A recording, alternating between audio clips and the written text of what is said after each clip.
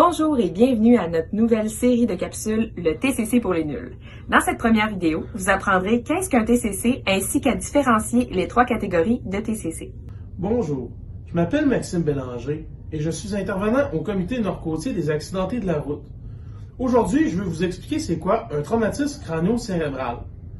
Un TCC est une blessure de nature physique portant atteinte au tissu cérébral. Le traumatisme peut porter atteinte aux os crâniens, par exemple en produisant une fracture, mais il n'est pas rare que le traumatisme ne laisse aucune trace visible sur la peau ou les os crâniens alors qu'il y a atteinte au cerveau. C'est quoi les causes d'un TCC? En fait, tout choc à la tête peut causer un TCC, que ce soit un accident d'auto, un accident de vélo, un accident de moto, un accident de sport, un coup à la tête, un accident de travail, bref, tout type de coup à la tête peut provoquer un TCC. Léger, souvent nommé commotion cérébrale, il n'induit ni coma ni saignement du cerveau.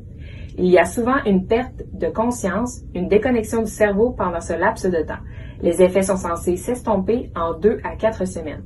Modéré, il est caractérisé par un coma de courte durée et des saignements du cerveau visibles au scan.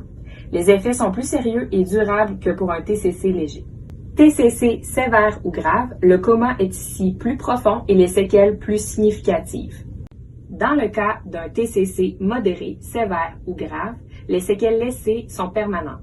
Comme chaque personne est unique et que l'impact au cerveau est différent pour chacun, les séquelles ne sont donc pas les mêmes pour personne. Voici des exemples de séquelles que l'on retrouve fréquemment à la suite d'un TCC.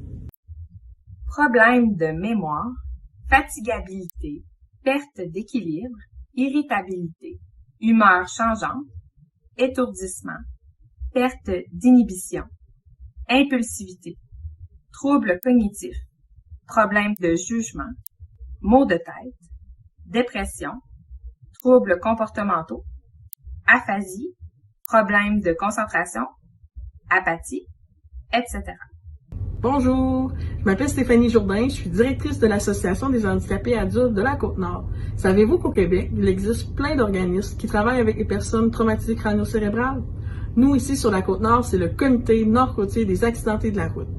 On couvre le territoire de Tadoussac à Blanc-Sablon en passant par les villes nordiques et l'île d'Anticosti. Notre mission est d'améliorer la qualité de vie des personnes traumatisées crânio-cérébrales modérées à sévères ainsi que leurs familles. Maintenant, regardons des exemples de nouvelles qui peuvent nous laisser croire que les gens ont eu des traumatismes crânio-cérébrales. Une femme de 24 ans de cette île est dans un état critique mais stable, après s'être fait frapper par une auto alors qu'elle circulait à vélo. L'homme au volant de la voiture était en état d'ébriété avancée. L'homme de 29 ans de Québec a été libéré sous promesse de comparaître. Un homme de Bécomo a été transféré d'urgence à l'hôpital L'Enfant-Jésus de Québec à la suite d'une collision avec un semi-remorque sur la route 389. L'individu de 32 ans repose dans un état critique, mais on ne craint pas pour sa vie. Conclusion. Vous êtes maintenant capable de reconnaître un traumatisme crânio-cérébral et vous êtes conscient des séquelles possibles. Vous comprendrez maintenant que les gens ayant subi un TCC ne sont pas nés ainsi, que personne n'est invincible, pas même toi. Suivez-nous sur la page Facebook du Comité nord-côtier des accidentés de la route pour d'autres capsules.